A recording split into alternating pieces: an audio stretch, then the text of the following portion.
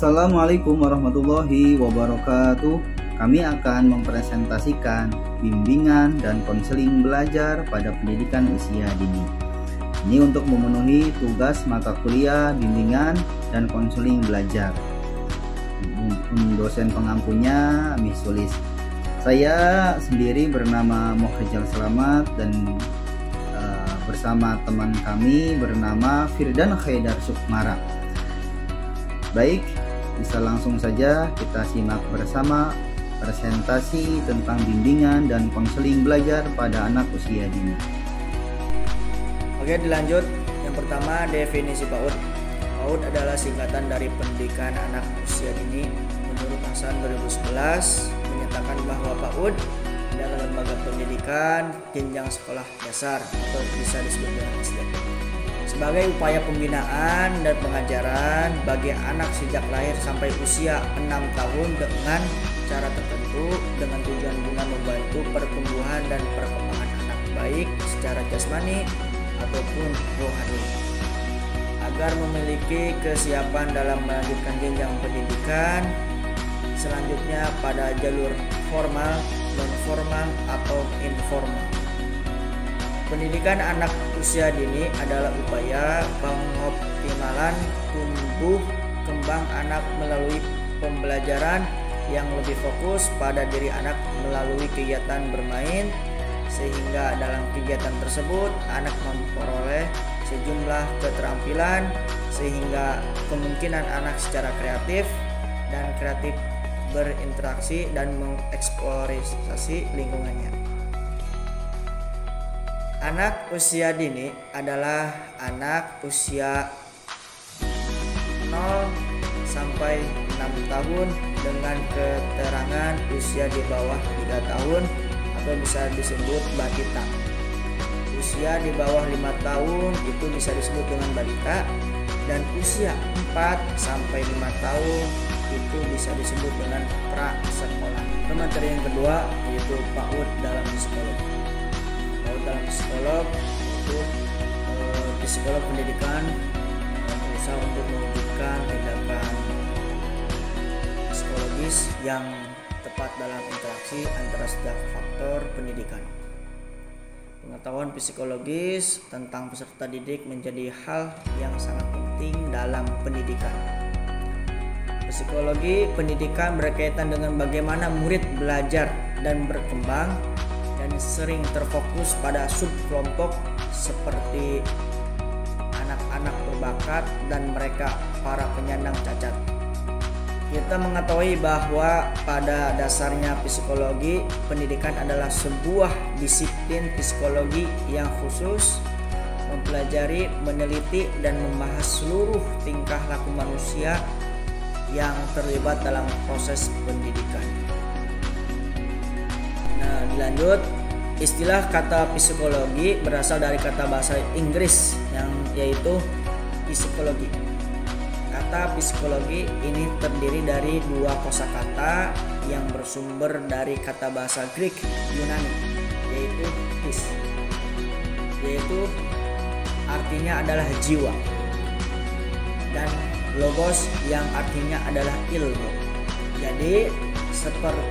Jadi secara etimologi atau harfiahnya istilah psikologi itu berarti ilmu jiwa, yakni ilmu yang mempelajari segala seluk-beluk tentang jiwa, baik mengenai macam-macam gejalanya, prosesnya maupun latar belakang. Oke, dilanjut dengan teman saya Mas Rijal tentang layanan bimbingan dan konseling dalam PAUD. Oke, silakan Mas Rijal. Baik, bagian selanjutnya yaitu layanan bimbingan dan konseling dalam PAUD. Menurut Saudi, Agustin dan Nur Ihsan, beliau mengatakan bahwa layanan bimbingan dan konseling pada anak usia dini sangatlah penting diadakan di lembaga pendidikan seperti PAUD atau TK, bertujuan agar anak dapat tumbuh kembang secara baik dan mampu mengatasi masalah yang dihadapinya dan menjadikan guru PAUD terbantu dalam memantau proses kemajuan dan perbaikan hasil belajar anak didiknya. Adapun langkah-langkah layanan bimbingan yang dapat dilakukan guru kepada anak didik yaitu ada 3. Yang pertama adalah layanan pengumpulan data. Layanan ini adalah langkah awal bagi seorang guru untuk mengumpulkan data yang berkaitan dengan kepribadian dan kehidupan anak didik dan keluarganya. Baik, yang kedua adalah layanan informasi. Yaitu layanan ini merupakan upaya penginformasian kepada anak didik dan orang tuanya tentang hal yang berkaitan dengan perkembangan anak. Selanjutnya, yang ketiga adalah layanan konseling. Layanan ini adalah layanan yang lebih khusus diberikan kepada anak yang bermasalah atau kepada orang tuanya, bertujuan untuk mempermudah dalam pencapaian perkembangan anak secara optimal. Jadi langkah pertama dalam layanan bimbingan yang dapat dilakukan guru kepada anak didik yaitu pengumpulan data. Kumpulkan data terlebih dahulu yang berkaitan dengan kepribadian, karakter, sifat anak didik tersebut. Yang kedua, mencari informasi atau layanan informasi. Artinya di sini informasi tentang anak didik dan orang tuanya yang berkaitan dengan perkembangan anak. Dan yang ketiga baru layanan konseling. Selanjutnya yaitu aplikasi belajar pada PAUD. Aplikasi belajar pada pendidikan anak usia dini bisa melalui media mainan seperti yang dikatakan oleh Lestari, bahwa media bimbingan dan konseling berbasis Islami terhadap anak usia dini dalam pembentukan karakter kemandirian bisa dilakukan dengan media permainan. Dan setiap permainan itu memiliki tujuan dan pembentukan karakter anak dengan penanaman moral dalam media yang diterapkan. Untuk penunjang agar lebih efektif dalam pengaplikasian belajar pada PAUD itu bisa dilakukan dengan 3 cara. 1. Yaitu contoh keteladanan dari orang tua dan gurunya, seperti berkata jujur, sopan santun, sikap dermawan, dan lain sebagainya. Yang kedua, melalui pembiasaan positif pada anak dengan terus-menerus mengulang. Yang ketiga, memberikan apresiasi atau penghargaan terhadap anak jika melakukan kebaikan. Itu adalah penunjang agar lebih efektif lagi dalam pengaplikasian belajar pada anak usia dini. Yang terakhir adalah bagian penutup.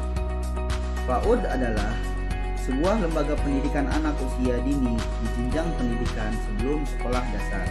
Di jenjang PAUD inilah terkadang dilupakan istilah layanan bimbingan konseling, karena pada umumnya layanan bimbingan konseling itu ada di jenjang sekolah menengah seperti SMP, SMA, perguruan tinggi, dan di masyarakat umum. Padahal dalam melihat kebutuhan akan bimbingan konseling di jenjang PAUD dan sekolah dasar pun sangatlah membutuhkannya.